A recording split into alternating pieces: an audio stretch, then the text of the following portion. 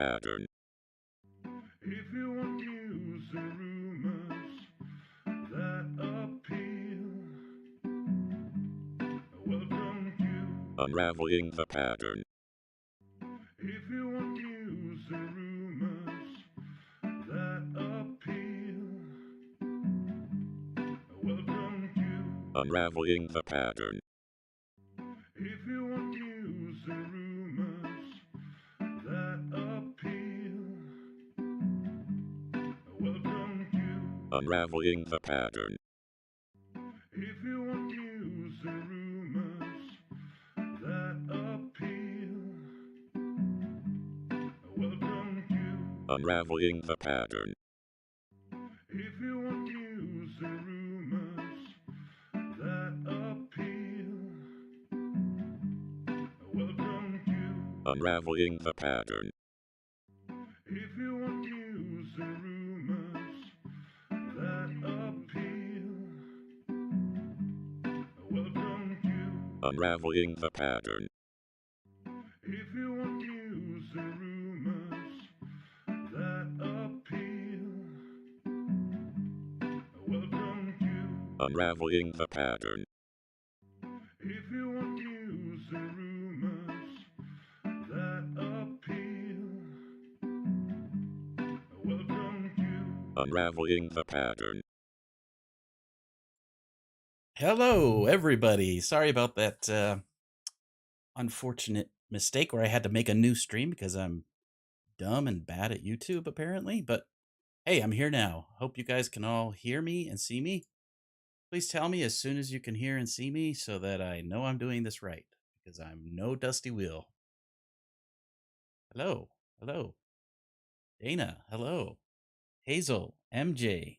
Robert. Peter. Rajesh. G. Merlin. Am I missing anyone? Barry. Old Lady Hembrew. Welcome, welcome. Can you guys hear me? Please tell me you can hear me. Hope you can hear me. Is it evening? It's morning for me. Yes, you hear me? Is that what this means? Okay, good. Look, I'm no Dusty Will. I should have started right off. Hey, welcome back to Unraveling the Pattern. I'm your host, Lauren, and this is Theory Thursday Thanksgiving edition, where we're going to talk about some of the cool promos. And I can't do it. I can't do what Matt does. He's too professional. I can't do it. I don't know how he does it. He's amazing. No swearing. It's going to appear right there on the live chat. Just kidding. You guys go ham. Welcome to I just decided, you know what? I don't live stream enough. Thought this might be fun on a Thanksgiving. I know a lot of you guys are probably busy. Many of you probably are in different countries, and it's not Thanksgiving. But for those of you who do have Thanksgiving, thought I'd say I'm thankful for you. I'm thankful for the Wheel of Time. I'm thankful for this awesome community. And I just hit 13,000 subscribers overnight. Can you believe it? What an amazing and awesome privilege to be a part of this community. I hope you guys liked my latest video.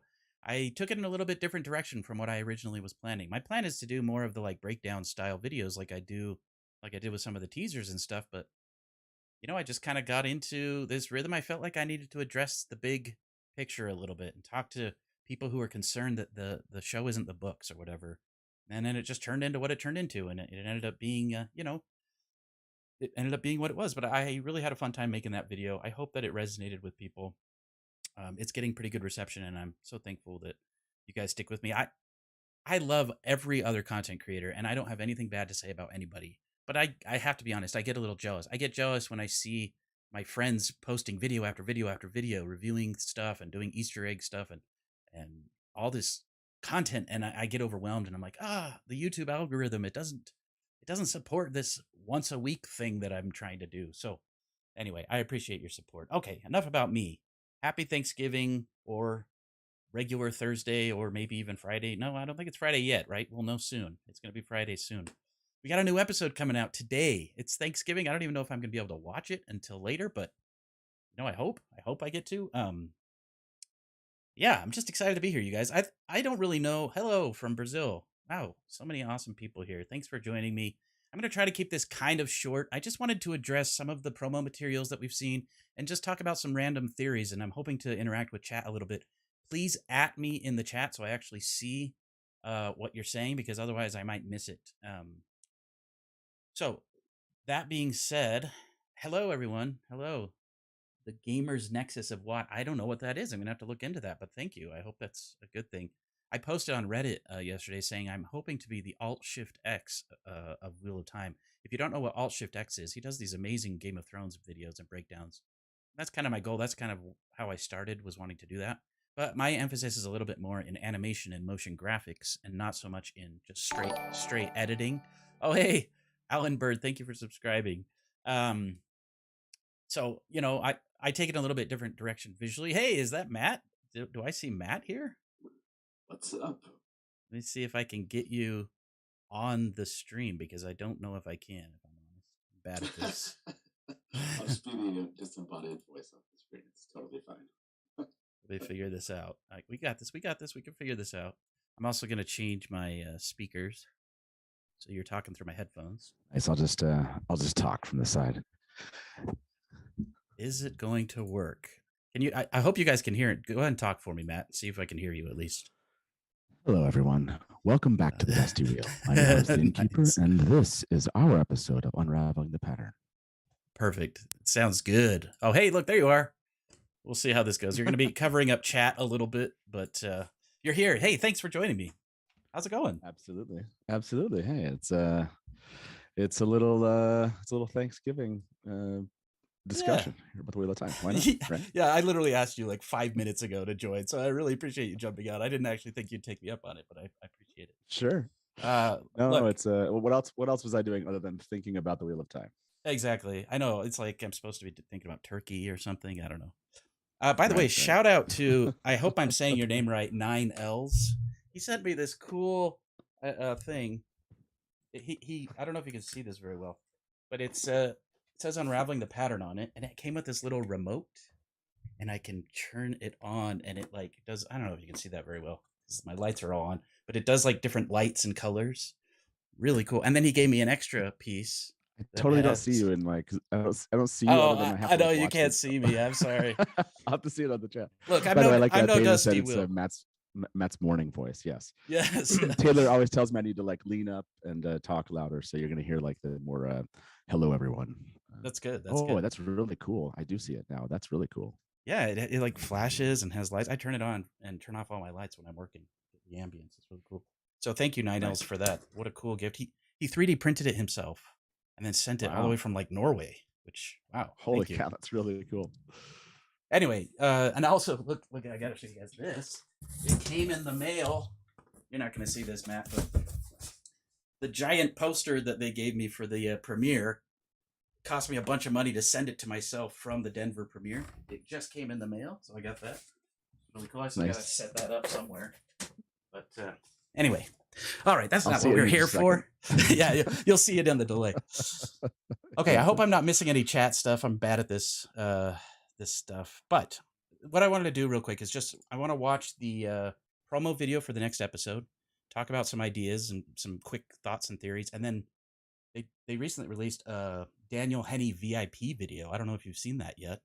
I did see that. That was cool. So, you know, you're going to have to watch it on a delay, but let's start with the Daniel Henney video, shall we? People are asking if I can up my audio. It's because I'm talking kind of like not boisterously. I'm talking quietly. And I can also increase your audio on my end, so let me see if that helps a little bit. It's the morning here at the end. It's quiet voice, Innkeeper. Okay, here we go. Ready? And we're going to watch this. I have not watched this yet. So this is like first time reactions to this Daniel Henney VIP. I'm going to go watch it too at the same time. I'll try to like mute myself here. And okay, tell me when you're ready and I'll hit play.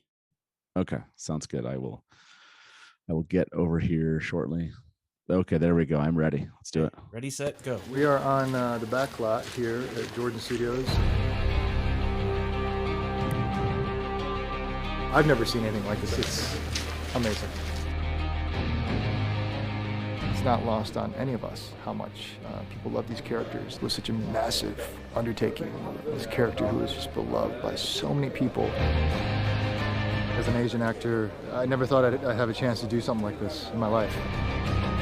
The entire cast has been amazing. It's been very, very fulfilling on many levels. It's going to be overwhelmingly positive from the fan base. The world is being made for them. This is the little kid dream right here.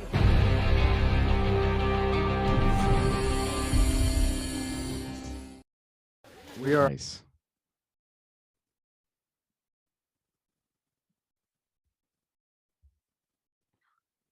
I think my audio might be dead.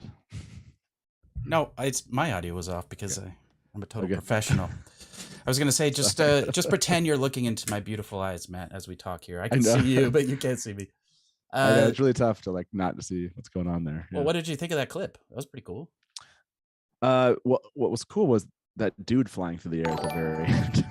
That was Right. awesome. I gotta go back There was to like he was like, and I didn't think like it didn't seem like it was like a dummy. It seemed like it was a real guy like in the red coat. I was like, wow, that was Oh, yeah. that was impressive. Oh yeah, they're like connected to ropes and stuff. You can see. Wow, yeah, that's crazy. I love that. I love that stuff. I love how he says like it's like being a kid or whatever. I'm like, hey, is that a jab at us? Are we? Exactly. I'm a It's a total jab. 40-year-old man.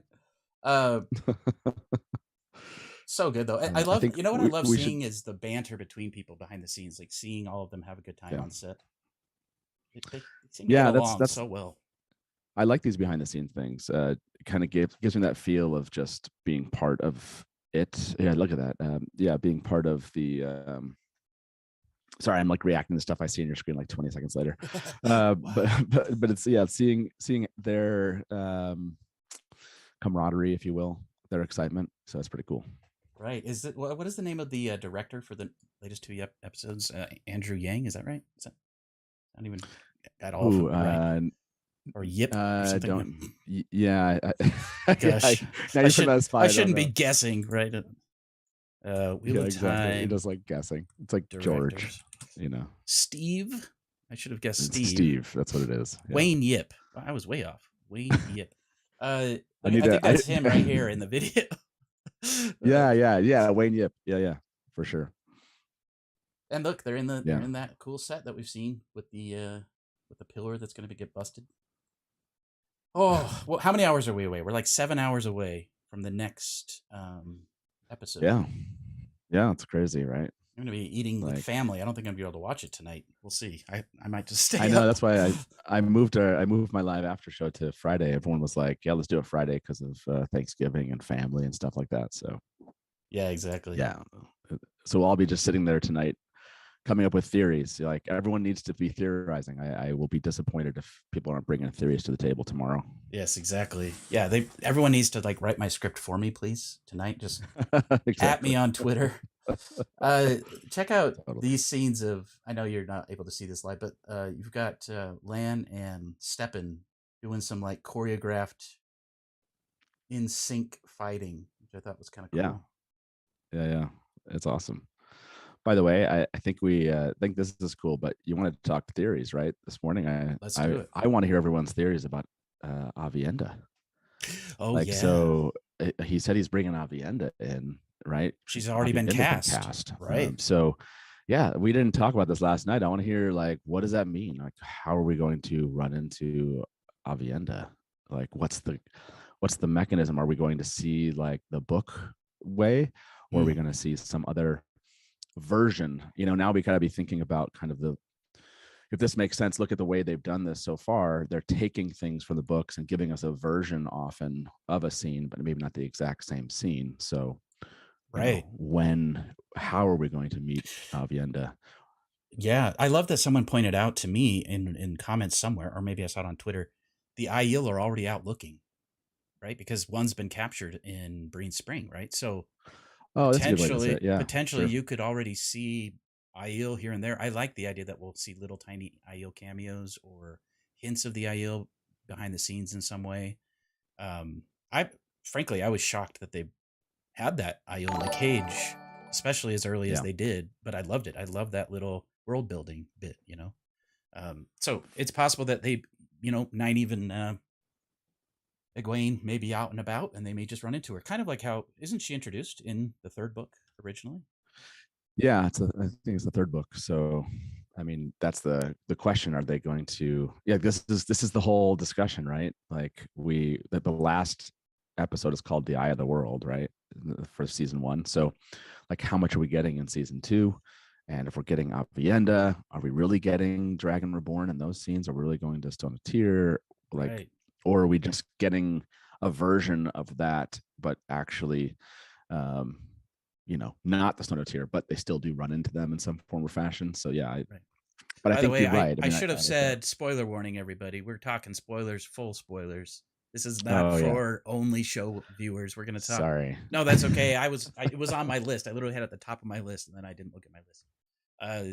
We're going to talk about spoilers for all the books, everything we know about the books. So if you haven't read the books, maybe don't watch this. We'll talk more about show related theories and stuff in other videos. But as far as this goes, we're talking about everything. I was gonna ask, the whole Laila dark friend thing that seems to have come and gone already. I think Rafe already said she's not a dark friend. Is that correct? So, look, I'm not one for reading into things that authors say about their books. So, he was on a literally like it was like that night or the next morning he was on a podcast and they published it and someone had asked, like they had heard about the theory. Someone on Twitter of Time had like on their Discord had passed it on to the people that were running the podcast and asked about the dark friend theory, but they didn't like what's the word, they were like, hey, I want to ask about this theory, and Laila, it has to do with like Laila and being a dark friend. And Rafe immediately said like, no, I mean, Layla's comes from earlier in the books, like when Perrin did this thing. But then he kind of like backpedals a little bit. He's like, but explain the theory to me. And then they explain the theory and he's like, well, they're kind of like, they're on the right trail or track or something like that. I'll have to go get the clips from that and post them. Okay. But I feel like he backpedaled a little bit because he's like, well, maybe there's something here. So I don't know. Can you really believe any, showrunner or author when when they're talking about theories about the books? I don't know. Is Rafe the kind of black Aja, if you will, that would can lie, or he definitely he, doesn't tell he the truth you think you hear. Yes, exactly. That's what I'm saying. So I would take it with I mean, I love theories, so I would take it with a grain of salt. But well, here's the thing. I think the theory does have weight. However, one of the things that people have been pointing out to me that I kind of refuse to accept, there are little moments between Perrin and Egwene in that first episode where he, specifically after Moraine and Lan enter the inn and they go upstairs, and Perrin's clearly wanting to hang around with his friends, and Nynaeve kind of like goes over to him and she says like, hey, where's your wife? Like, shouldn't you be at the forge with your wife? Wink, wink, And he sort of looks over at Egwene in a way that some people are interpreting as there's some sort of thing going on between him and Egwene. I personally don't like that idea. I know that in the first book, there was some really close friendship that was built between the two of them as they were separated from the rest of the group. But I never personally felt like it was romantic in any way. It was more like a brother-sister kind of a thing, right?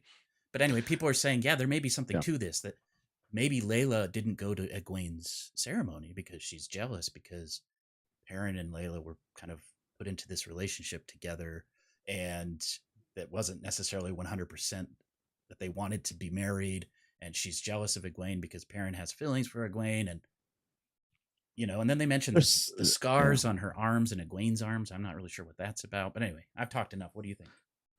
Yeah, well, there's so many Laila theories, just about what might have caused that. There's conceptually, you can take in the whole dream idea, where maybe there's been some compulsion through dreams. People have talked about Laila being a wolf sister, and maybe, also kind of tying this back to, for example, maybe there is some drama in the village, and that has kind of led her to be more susceptible to some influence, maybe some dreams of her own that she's having. Maybe she's having dreams that something's going on and nothing really is. I don't know. There's so many, like, it's like, it feels like almost like a little, when it comes to Laila, there's like so many like soap opera, like like ideas that you can Yeah, run it's with. so true. But I just love it. I love the fact that people are coming up with all these like totally based on really thin threads, although they put them there, right? Like the hand and the belly. The way she You grabs his know, pinky this in every scene, yeah, like there's something there. Nynaeve telling him he should go home. Like that's a very specific line, like go home to Mhm. your wife kind of Right. thing. That was very specific. So they're thin threads, but they're really interesting ones to try to weave into a theory, if you will. Yeah, no, really good point. Well, and some people have speculated that maybe she failed her test. We saw in some of the behind the Oh, scenes clips, we saw in some of the behind the scenes images and stuff that they posted that there appears to be a scene that either was removed or maybe we'll see as a flashback later, where Egwene and Nynaeve appear to be in Nynaeve's home. You know, it's like an herb shop, yeah, and yeah. some people think that maybe Egwene was badly injured during her testing, and that the reason that she looked pretty scarred over when Rand looked down at her is because Nynaeve sort of healed her that same day. But maybe that's what the scars. Maybe Layla has multiple scars because she's tried multiple times. I don't know what specifically those scars would represent, other than scraping along the rocks in the river or something. But I mean, I don't like to think that they're literally like cutting these girls as part of the ceremony. That would be weird. Yeah, I figured I took it as just like maybe like some kind of like a scrape from the ceremony or something. That's how I always kind of Right. that's Well, how I understood what people were speculating about that right. for sure. And some people are like, well, no, she works in a forge. She's going to have scars. I don't know. Like, why would they Right. focus on Egwene's scar if it wasn't somehow related? You know? By the way, the test failure idea, I hadn't heard that one. So you just added to this pantheon of of theories. Like there's someone in your chat, Perlay9, said she saves Perrin's life from a Trolloc during the fight, though why would she do that only to try to kill him right after? Yeah, that's one thing people bring up, which is, you know, what's the motivation here if she's stopping him? But then if it's not like a known thing, if the Trollocs are going to kill her too, it's not like I don't think the Trollocs necessarily for like, I think you have to, this is canon by Matt. This is not book canon, but I don't think Pater is like necessarily immune from a Trolloc fight. You know what I'm saying? I think he's so far down in the rung that if he's in a room and Trollocs are killing humans, Pater's going to get killed too. The rage of the Trollocs at the moment, I don't, but I think maybe like higher ups in the Dark Friend hierarchy, maybe there's more recognition there. But I could, whether or not you think she's a Dark Friend, whether or not she's been compelled in some form or fashion, I think that it would come after they survive the Trollocs isn't necessarily like out of hand there. Yeah. But yeah, I love this. And by the way, last night, did you hear the Kari Althor theory? No, what's that? Oh my gosh, you're gonna freaking love this theory. Good. Last night, and apparently I found out like Grumpy Smurf, who I think I saw in chat here, had this theory, and like somebody else had this theory. They just hadn't mentioned it. But basically, they were thinking that maybe Laila is the Kari Althor analog to what the Dark One will use to try to convince Perrin to join him. Right? Like I can bring Layla back. Mm-hmm. You know, Layla can be your, you know, so kind of an interesting way of taking that whole idea of using Kari against Rand, if you will, but using it for Perrin with the Dark One kind of leaning on Perrin and trying to get him to turn to him. I love that. Love it. I love that too. Well, and speaking of the Dark One and the Dream and the Wolf, when I first saw that scene, I was thinking, wait a minute, the wolves are hurting Perrin's wife? This doesn't make sense. They protect him in his dreams from Bazelmon. Why would they be, you know, hurting Perrin's wife? And then I thought, oh, well, maybe it's a metaphor. Maybe Perrin is seeing this because it's a metaphor for how he feels. He is the beast. He's the one who killed his wife. He's feeling bad. It's just a normal nightmare. But then I thought maybe Bazelmon is tricking Perrin. That it wasn't until I heard the Layla Ibarra Dark Friend theory, which, you know, I didn't come up with on my own. Someone else came up with that, and I was like, oh, maybe the wolf was actually protecting Perrin from her. Anyway, there's even there in all the dreams and everything, there's a lot of subtlety there that I can't wait to find more out about. I do you think we're going to learn more? I mean, do we know that Layla will be in the show anymore? I would be surprised if they didn't, like you were saying, that scene where you had, I think, Egwene and Nynaeve in that hut or whatever. I'd be surprised if we don't have other scenes. Yeah. Where there's like some flashbacks of some sort. the dreaming is such an interesting piece, which is how deep they're going to try to get viewers into understanding the differences of dreams. Right. So I don't know how much we can try to translate the dreams that we see in the show directly to book canon of how dream mechanisms work. Right. That's like, there's some really technical stuff there that they might just be like, yeah, no one's going to care whether or not like the dark one is creating a shard of a dream and like Right. pushing somebody into it, or whether or not he's Balsamon or a Shamael. I keep on saying the dark one because I'm trying to be like viewer show sensitive. Right. Or whether or not a Shamael is touching like the dreams of the Taviran. And because now, like, apparently there's 4 Taviran, you know, maybe he can find all of those dreams. And how does that, how can you find the dreams of those that are close to the Taviran? Has it been touching their dreams? You know, well, we know he's what been you see here, visiting, he's been visiting Dark Friends in their dreams, or at least he's been giving them dreams of the Taviran, including 90, we assume. There's a 5th person there. So, yeah, you know, exactly. So I have to say my least favorite line in the entire first 3 episodes was that rumors of 4 Taviran line. And the reason it bothered me, is because this idea of people like casually entering the 2 rivers and being like, oh, it feels like there's about 4 people here that are bending the pattern in this area. Like, to me, that's such a silly concept. But, you know, Rafe said something about eyes and ears in his AMA, and that gave me a little bit more comfort. Like, oh, okay, I could see the eyes and ears catching rumblings of maybe even dreams from Dark Friends. They could be catching, maybe Moiraine has sort of trained them what to look for and how the pattern bends or whatever. But my favorite theory is Moiraine already knows Min. She's already talked with Min. Maybe For sure. Min has some sort of insight into that. What are your thoughts about that line? So, yeah, I'm not like fond of the line because it requires us to then have to kind of create although again, Robert Jordan did this all the time, which is like, we tried to understand how it could be possible, the thing that he wrote. Right. And whether or not he always had an exact explanation, or whether or not he just put it out there and then we were all kind of busy trying to come up with what the explanation was. I think we can create an explanation. The one I came up with yesterday or last night was, if you're Moiraine and you know that there's someone who can see, like has that talent to see Taviran, for example. If you know somebody or know a couple of people with that talent, you'd be smart to try to put them under your employ.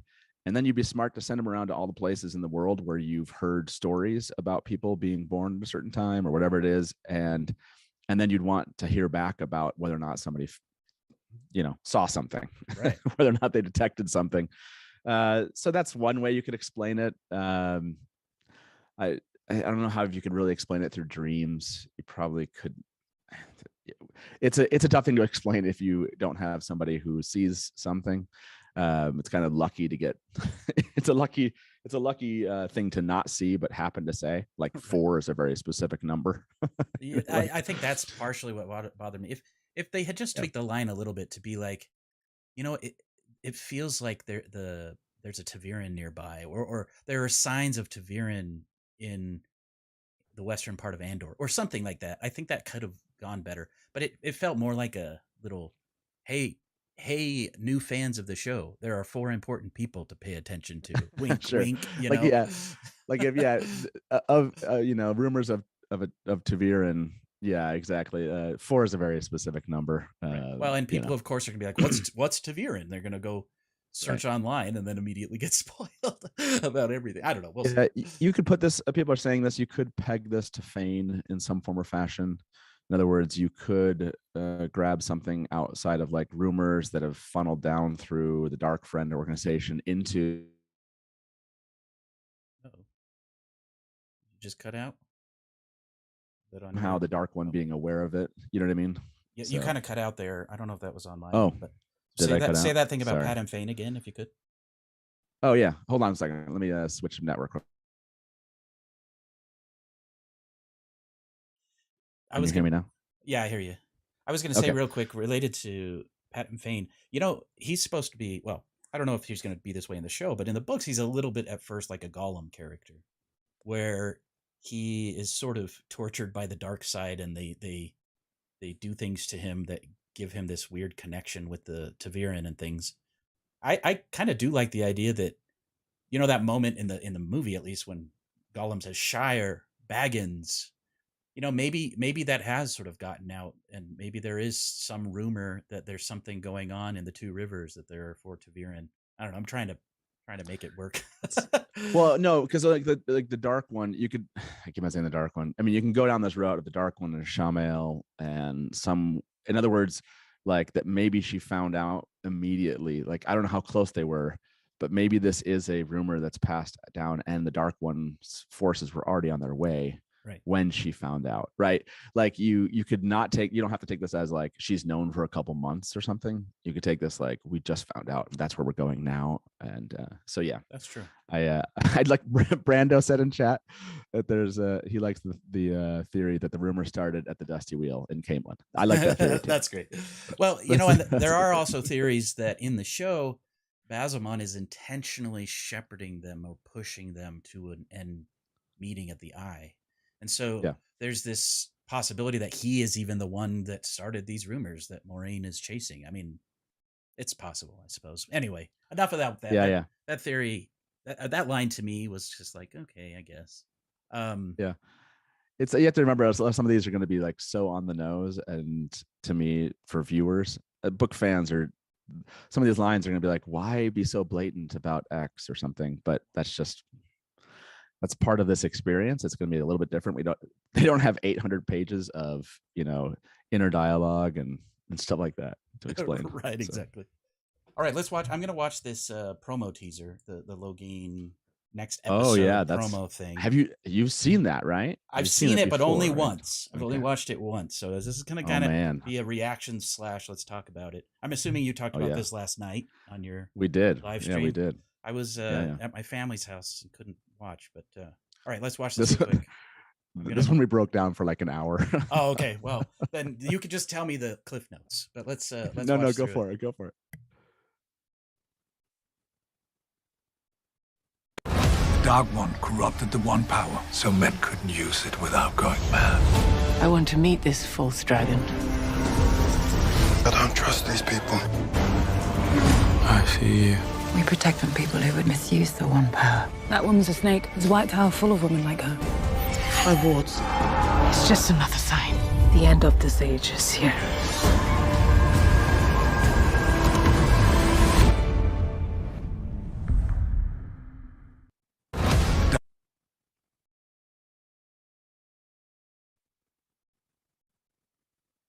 Am I back? I'm back.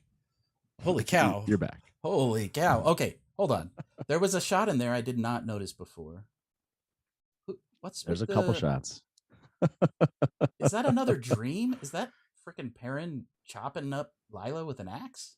Or a hammer? So it's a hammer, and they tried to track like the ring to the. It's not totally definitive that is Laila, but people think that is. There does seem to be a wound on the side of that individual. If you look kind of closely there, zoom in and kind of expose that video a bit.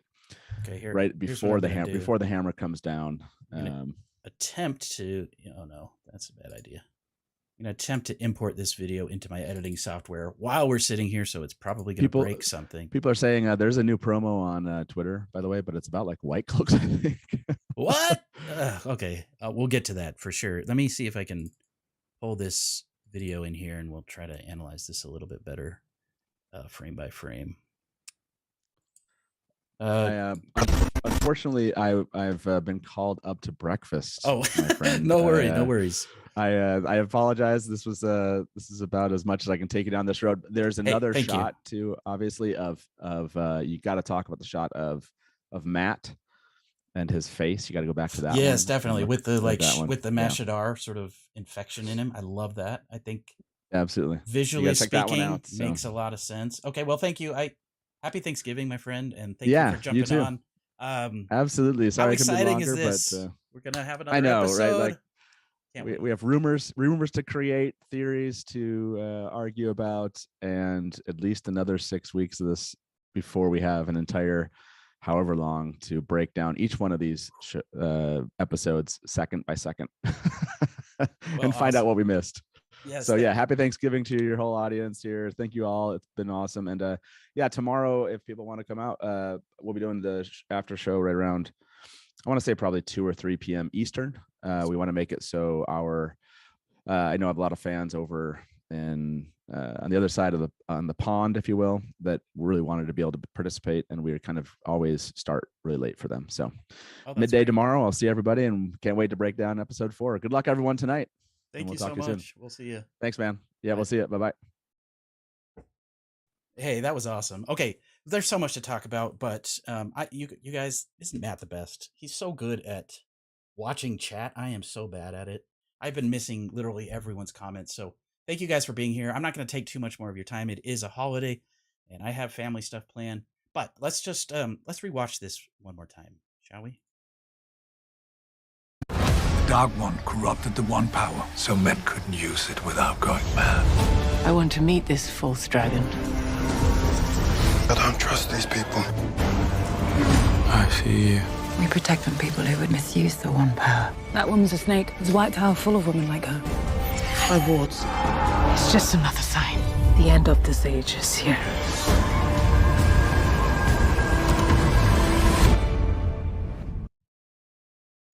Oh, awesome. I love the Karine talking about her wards. That's cool. That's a cool detail. I love the end of an age is here. That's really cool too. That's great sort of foreshadowing for everything else. You guys are great for sticking around. Let me quickly see if I can track down that new teaser or Twitter post. I'm assuming it's just on Twitter. Let's see.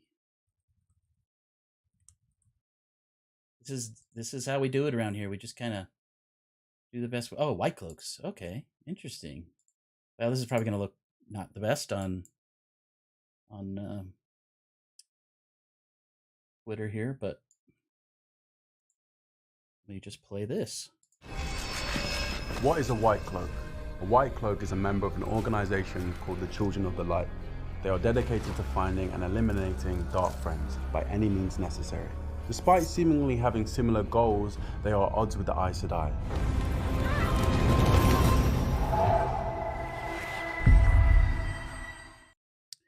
Interesting.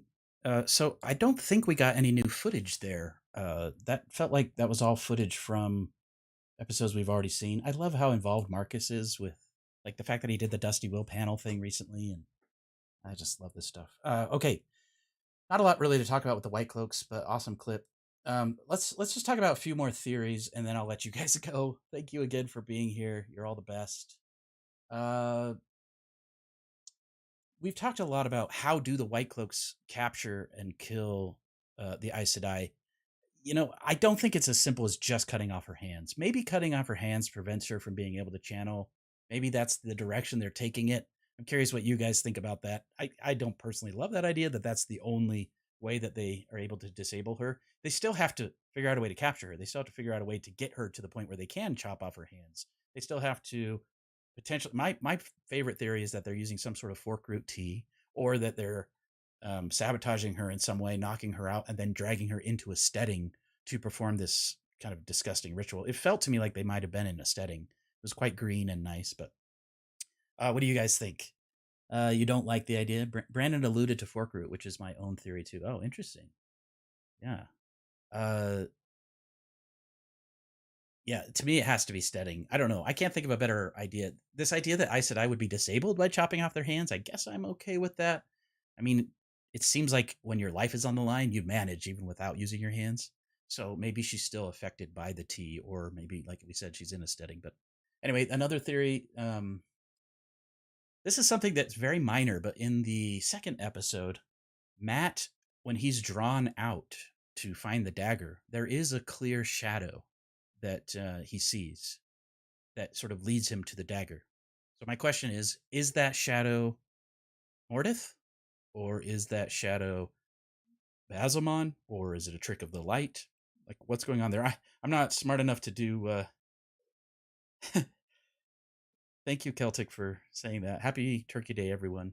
And even if you're not in the United States and don't celebrate Thanksgiving, you can still have a turkey, right? Yeah, so what do you guys think, though? My personal opinion is that it was Mordeth. I don't know if we're going to get Mordeth as a character. Speaking of just Bazamon and Mordeth and all these characters. A big thing that they do in the books that I'm glad they're stepping away from in the show is the monologuing. Like, these dreams would not be very scary if they sit there for 4 minutes while Bazamon monologues, right? We've fought 1,000 battles and all that kind of stuff. Like, it doesn't work in this setting. I hope that we do get that eventually, but for now, I like that he's just like this creepy thing that haunts their dreams and they don't really know what it is. Um, oh yeah, Fain. Some people think it's actually Fain. That's why we have the whistling, right? The whistling kind of represents Fain / Mordeth. I could see that, but why would Fain be in that situation, and why would he lead Matt to the dagger? Wouldn't he want the dagger for himself? I'm not sure. Maybe he was. Oh, something I just thought of, which you probably have already all thought of, is maybe the Trollocs didn't enter the city, but they sent Fain in. They're like, Fain, you go in there.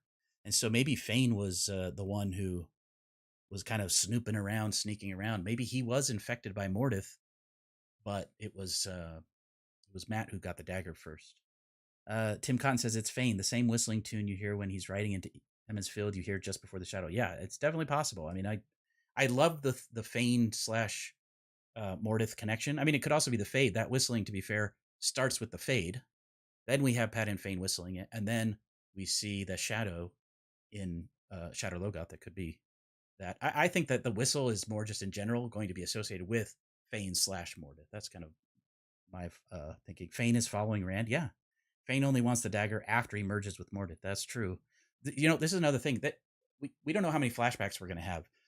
Rafe said in his AMA that we may still see Rand and Tam in the Westwood, with Tam having his fever dreams and his, hallucinating and everything. So there may be more flashbacks. We may see, I imagine at some point we will see flashbacks of Fain and the terrible journey he went through, being pressured by the Trollocs, being shoved into Shadow Logoth, possibly even merging with Mordeth. That could definitely be something that we still see later. I love the idea of seeing Fain being overtaken by the dark Mashadar, but then instead of it turning him to ash like it does with the horse, it somehow integrates into him and keeps him alive. I love that idea. So yeah, for sure, it could have just been Fain. Look, you guys, there are so many other theories to talk about. The dreams, the stuff with Laila, to me, is some of the most intriguing stuff. I know that it's divisive for some people. I know that the Wheel of Time is sacred to so many people, and if it's not word for word from the books, there's a riot. But for me, this is the stuff that excites me because it's new and interesting. It's stuff that gives us things to talk about. And look, the first 3 episodes weren't perfect. I said this in my video. There were flaws, but what a heck of a start. And I cannot wait for some of the payoffs that they're setting up. You can tell that they are looking ahead, that they are thinking ahead, and that they're giving us a lot of setups. They're giving us a lot of foreshadowing. Some of the stuff is a little maybe sillier on the nose. They're doing some high school drama type stuff, but that's also in the books. To me, they have a big picture in mind, and I can't wait to see the payoff for some of this stuff. It's just similar and different enough to be fun. Yeah, exactly. That's how I feel. It's another turning. I wish everyone could just accept this. This is kind of besides the point, but I knew this would happen. I knew that there would be negative comments, both on my channel and elsewhere on the internet. I've tried for the most part to avoid the really negative reviews and all the review bombing stuff that goes on. But I just have to say, I love when people share their feedback, even if it's criticism of the show. Oh, thank you, Nerdy Guns, so much for the donation. Thanks for going live today. Look forward to the next breakdown. Thank you. I do too. I'm so excited to just focus on one episode. I hope that I can find some interesting things for you guys. But I really appreciate the support. It means so much. I was going to say, though, I'm totally okay with the negative comments about the show. What I'm not okay with is name calling. I'm not okay with being called names or having people like Rafe or Sarah being called names in my comments. That stuff gets deleted immediately. If someone calls me a shill, it's just going to get deleted. I love the series. I love the books. I'm also happy with the TV show so far. That's okay. We exist. Get over it. I know that the people who call me those things in the comments don't really follow me and aren't going to hear this rant that I'm going off on right now, but I just want you to know I will be deleting some comments on my channel. I reserve the right to do that. I can't stand the name calling. It's stupid and immature and childish. So anyway, you now know. By the way, Lauren has some new animation out. I do? Well, I have a new video out. Do I have a new animation? I feel the same. All those Easter eggs in the show, they're for us, the book fans. Yes, exactly. And this is something I'm also trying to figure out as I do my breakdowns. I want to make videos that are for the wider audience. I don't want to just spoil everything. I get people who are like, oh, I'm a new fan of the show. I've never read the books. I love your video. And then I have other people who are like, oh, you guys, you just ruined it. You hinted at things about Perrin's backstory and you hinted at things about Rand. And I don't want to hear that. And so I'm still trying personally to kind of figure out how to navigate that, because I want my videos, like the show, to be for new and longtime fans. So that's kind of what I'm shooting for. So maybe we'll do more of these types of live streams, or I kind of want to do like a Theory Thursdays. I think that would be fun. Just release a video in the mornings. If it isn't a live stream like this, some sort of Theory Thursday where I just say, hey, what do you think we're going to expect in the next episode? Here are some things related to the books that I'm excited about, that kind of thing. Thank you, Celtic, for your $10 donation. Happy Thanksgiving, and thanks for all you do. Thank you. Really appreciate it. And Sherry or Cherry Ford, $10. You can do more. You can do more lives. Your videos are amazing, but it's your insights are the key. Oh, thank you. Yeah, look, I don't want to step on anyone else's toes either. I know that a lot of people do live streaming, especially Matt. I appreciate that he jumped on today. Anyway, I'm ranting. Thank you guys for your support. I'm going to keep doing what I can as much as I can, but I'm limited. Sadly, in December, I'm going to be traveling for work a lot, so I'm not even sure I'll get a video out that week, the first or second week of December. But it's been so much fun. My hope is some sort of deep dive video, similar to what I did recently, but maybe a little more focused on an episode, or sort of like my trailer breakdown videos. But then also, every once in a while, I'm still going to be doing WOT 101 videos. I hope to continue to do my deep dives once the season is over. I cannot wait to get back on the Wheel of Timelines series. That is such a fun series to do, and I now have a lot of like visual content from the show that I can use, which I'm very excited about. So Wheel of Timelines definitely is something I'm going to keep doing. Other deep dives, but thank you. Love Theory Thursdays. Do it. Yes, that's the plan. Some sort of Theory Thursdays. I can't be sure that I'll always get to it, but that's my plan right now. Big deep dive video, hopefully a couple days before the episode, and then just kind of more of a casual talking to the camera thing. I'm getting better at that. I don't love doing it, but I am getting better at it. So a casual talking to the camera thing where I'll just discuss my theories and thoughts and some of the Easter eggs I saw. I want to go through one more thing really quick. We've got just like 10 more minutes, then I'll let you guys get back to your days. I appreciate you sticking around as long as you have. I did write very extensive notes for the first 3 episodes, and then I ended up not doing like a sort of like a shot for shot breakdown like I was thinking about doing. So I figured I'd just go through some of my notes. If I have any interesting ones. Yeah, so this is something I pointed out in my video, but I love that there are little scenes of Rand being Rand where he's just doing chores. Someone was like, why would there be rocks on the road? That's so dumb. And I'm like, didn't you see the rocks fall on the road 2 seconds earlier? That was part of the show. That was the sound that caused Rand to pull out his bow because he thought he heard something.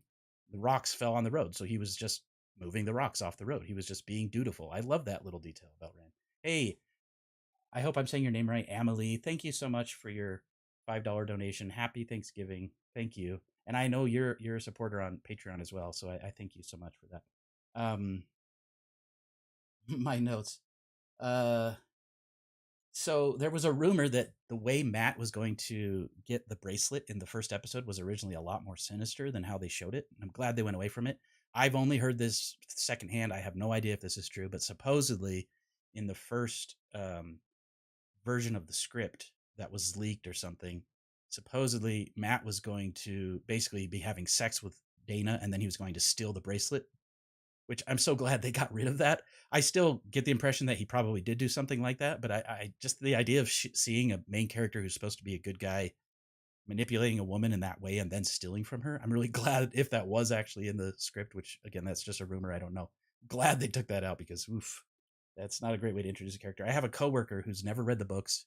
She's very supportive and watches my channel, but she doesn't really know what's going on. She said she absolutely hates Matt so far. She doesn't like him at all. He's totally skeezy and she doesn't like it. And I was trying to say like, well, it's the dagger and other stuff. But yeah, to be fair, Matt doesn't always seem to be the most likable character, especially at first. I hope that changes over time. Another thing I loved, just this tiny little moment.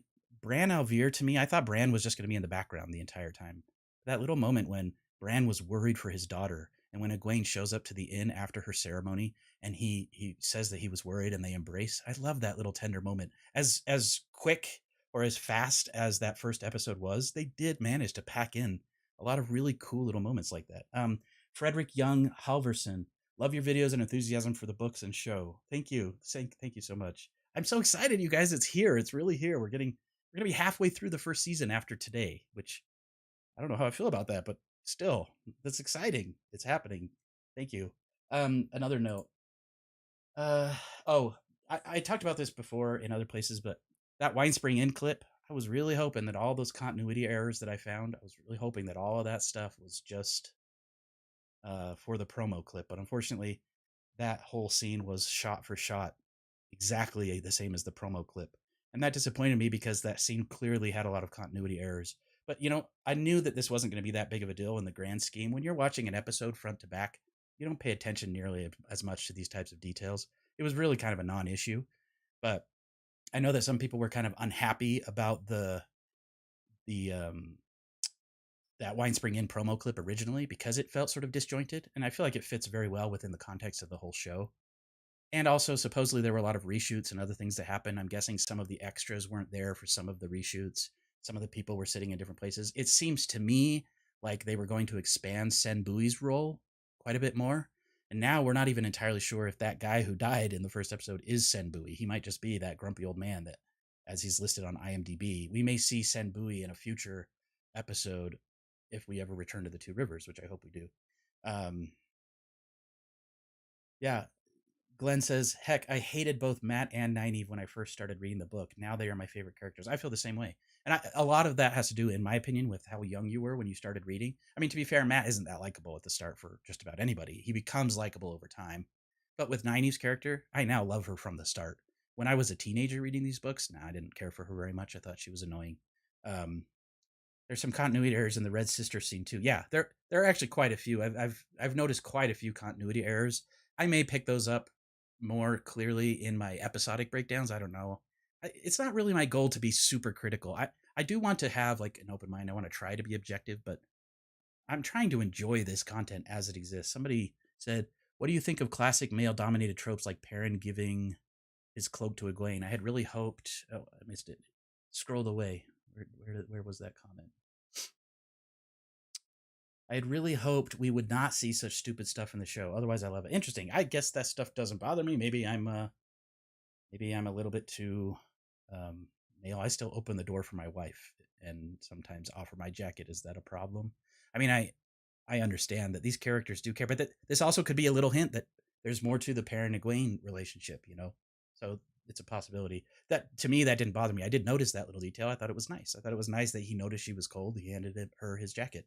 I think she could have easily done the same thing for him. It would have been fine as well. That's a different old man that dies and not the Sen actor. Oh, I thought it was the same actor. See, look, I didn't even realize. I thought it was the same actor who was supposedly supposed to play Sen Bui. Interesting. Continuity errors happen constantly in every film and show. Yes, they absolutely do. It's true. And then the COVID break caused placing errors in the Wine Spring Inn. Yeah, for sure. So, I actually think the COVID for the show might have been a good thing. I know that the actors have talked a little bit about how COVID helped them to slow down a little bit. They were able to kind of get into their characters a little bit more. And I'm curious to see if we'll kind of notice that as the show progresses, if we'll kind of see them fall into their characters a little bit better. I mean, I thought they did a fantastic job overall, but there's also a lot of growth that can be had there for sure. I'm jumping all over the place. Let me go through some more of my notes. Yeah, that Black Rider in the rain from all the teasers, that was a merger all along. They totally got us. And we were speculating, oh no, that's Moraine entering the Two Rivers. No, that's Lan. I was sure I knew. All of the shots from the teaser, of all the shots from the teasers that we've received so far, there's still some pretty big ones missing that I'm very curious about, specifically the Egwene paint in the pool scene. The fact that they still had a scene of Nynaeve cleaning the pool and saying that it was sacred implies to me that we're not done seeing flashbacks of Winternight, or not Winternight, Emond's Field, or some of the behind-the-scenes ceremony stuff. I really still am very curious about that paint scene. What is going on with that? I heard a rumor that at one point that was in the script, and then they removed it for time. And then when people reacted very positively to it in the teasers, they were like, let's bring that back. Like people obviously like that. So I'm wondering if they're going to bring that back or if that's just a teaser only kind of a thing. I guess we'll find out. thinking back, the Black Rider's cloak was not moving like how the books describe. Yeah, and to be honest, I'm glad that they've removed that detail. If we saw a Murdral cloak all stiff, like in the wind, I think that would look really silly. I think it's best just to ignore that. Okay. There's a little scene of Moraine in the inn where she raises her hands above the fire to warm her hands, but it almost looks like she's channeling the fire. I thought that was a really cool, subtle nod to foreshadowing for later when she's literally weaving and throwing balls of fire. There were a lot of really great little shots throughout the first 3 episodes of foreshadowing and interesting things that I really liked. I have so many notes. Lan and Moraine, bath, but not romantic or sexual. They did ask for 2 beds. My coworker who hasn't read the books, she's like, "Oh, there is so much sexual tension between Lan and Moraine. They're totally doing it." And I was just like, well, I don't think that's true. I mean, the actors have said that's not true. It's certainly not that way in the books. I think this is a very close platonic friendship. It's a bond. It's a close relationship. But who knows? They've been together 20 years. Maybe they've done it. The music has a whistling sound. Yep, I mentioned that. We saw the goat. I just have a note here. Goat! ! Yes, we saw that goat from that Twitter post all those months ago. Yes. Oh, this is another thing I liked. We see Tam making his own lamp for Kari Althor, or for Rand's mother, whoever that may be. For all we know, Rand's mother in the show is not Kari Althor, but is the Io woman, and that she's the one who comes home with Tam for a time. We don't know. But I love that little detail. While Matt is trying to get money just to buy lamps, Tam is sitting there at the table that morning when Egwene is looking for Rand, and he's making his lamp by himself. He's taking that time. And I love that little detail because he cares about his wife, and he's putting the effort in. He's not just buying some lamp last minute. He made it himself. I just think that's a really fun detail. Tam's awesome. I still don't know what the deal is with Layla, the pinky finger Layla thing. I can't go through all these notes. Look, I'm repeating stuff. Pat and Fain doesn't give Matt the money, just the lanterns. I at first assumed Matt wanted the lanterns, but now I'm thinking he just wanted the money. I don't know. Yeah, so that was my note. But then the more I thought about it, there is that scene where he gives the lamps to his sisters, but then there's also a scene where he gives a lamp to his mother and father, and his mother sort of sadly puts the lamp in the water. And by the way, Juliet Howland just knocked it out of the park. What a phenomenal job she did. Her very small scenes where she played Natty Coffin, I thought she killed it. She just brought so much emotion to that character. I was really impressed by that, especially because I've had a chance to, chat with her quite a bit, and she's such a lovely person. So to see her in that sort of wretched state in the show was really impressive for me. But anyway, so Matt gets 3 lamps, right? He trades in the bracelet. Pat and Fain, of course, swindles him, gives him the 3 lamps. And then we see later his 2 sisters each have a lamp, and then he gives a lamp to his mother. I mentioned in my video that I think that maybe he actually used the extra money that Perrin and Rand gave to him. At that point, he'd already gotten the lamps from Pat and Fain, but he was about to tell them that because they'd asked, "Where'd you get the money?" And he stole that bracelet. So I think that he may have gone back and purchased more lamps so that he could give some to his parents, but it's also possible that he got those 3 lamps, gave 2 of them to his sisters, and then he just gave his 1 lamp to his parents. Either way, to me, that was a tender moment from Matt. That was a sweet moment. He's not a total bad person. Like, he did care about his parents. He cared about his sisters. I like that detail. Let's see. What did I miss? Until earlier today, when I watched Lauren's video, I never noticed that match when Tam and Rand lit their lamps. Yeah, and apparently somebody somewhere, I don't know if it was an AMA or an interview, somebody mentioned to me that it was said that illuminators traveled through town and sold them to the local people. So maybe Eludra's already been there. Maybe she's been to the two. Maybe she's the one who's spreading the rumor of Fort Taviran. I still can't get over that line. I literally have dozens and dozens of notes here. I'm only going through the highlighted ones. I have about 50 notes between each highlight. So you're not going to get it all. I'm sorry. But that was episode 1. There's still so much more. Probably my top 5 moments, and then we'll end. Thank you guys for sticking around.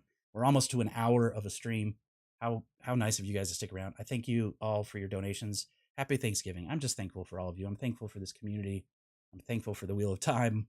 I'm thankful that I get to nerd out as an adult about the thing that I loved most growing up and still love to this day. So I just really appreciate you all being here and on a holiday of all days to join me for this. You're all the best. Oh, stop. You're also nice. What was I gonna say? Oh, top 5 moments. This is just me thinking out loud because there are probably so many moments I'm forgetting. I really like the tender, soft moments. I loved the scene between Tam and Rand when they're lighting the lamp and talking about the wheel and talking about their loved ones. To me, that was a perfect summary of the themes of the show. And I definitely mentioned that in my latest video. If you haven't seen my latest video, please check it out. That emotional moment for me was how I ended the video, and I just felt like it fit really well. So that was probably my top moment. I love the little moment with Nynaeve when she's crying by herself on winter night as they put the lamps out. To me, that was such a perfect little bubble of Nynaeve and her character and who she is. She has all these deep concerns, and she's clearly sad and lonely in certain ways, but she covers up, she wipes her tears, she goes to the festival, and she smiles as everyone dances. Like, such a great little beat for me. I love the little moments between Egwene and Rand. They are really selling it for me. Like, there's a complicated thing going on there. I hope they don't introduce this whole Perrin, Egwene, Rand love triangle thing. Maybe they will. I just don't know. But I really like the complexities of those characters and how it was introduced. My coworker said she thinks Egwene is just the sweetest, and I totally agree. Like, Egwene was presented very well so far, and I'm really excited about it. Nynaeve taking down that Trolloc in the little sacred pool area, that whole sequence, to me, one of my biggest complaints about the first 2 episodes. And granted, I saw them going on very little sleep, and I was at a premiere. I was running on pure adrenaline. It was kind of a blur for me when I saw those first 2 episodes. But one of my biggest complaints was, as crazy and intense as the Winter Night sequence was with the Trollocs attacking the village and everything, it was suspenseful, but it didn't feel scary to me. I don't know, maybe I'm desensitized, but it wasn't scary. The Trollocs were just like these massive brutes knocking stuff around, and it was just action-packed, but it wasn't scary. You didn't have those horror elements. It wasn't until we see that little glimpse of the Fade on the other side of the Terran River, and you see its teeth and its scream. And then later, in the 3rd episode, when you see Nynaeve being chased down by one single Trolloc and how sort of terrifying that was, to me, those were the standout moments of making the Shadow Spawn more than just scary brutes. They were like, it was horrific, and I love that, and I want them to push that more. I was frankly hoping they do more of that with Shadow Logoth as well. That would be less tense and, oh no, we're running from this black stuff, to more like quiet moments in the street where they don't know what's around the corner. And I would have liked to see that kind of stuff more, a little bit more tension and horror and fear. But, they had to get to where they had to get. I understand that. They had to rush. Did I give my top 5 yet? There are probably 8 million things I forgot about. Overall, solid start. It's not perfect. Can't wait to keep watching and breaking this stuff down with you guys. I hope this was an interesting experiment for you guys, doing this fun Theory Thursdays on Thanksgiving. But yeah, we'll do more of this later. I love you all. Thank you. I don't have any sort of smash to black thing, so I'll just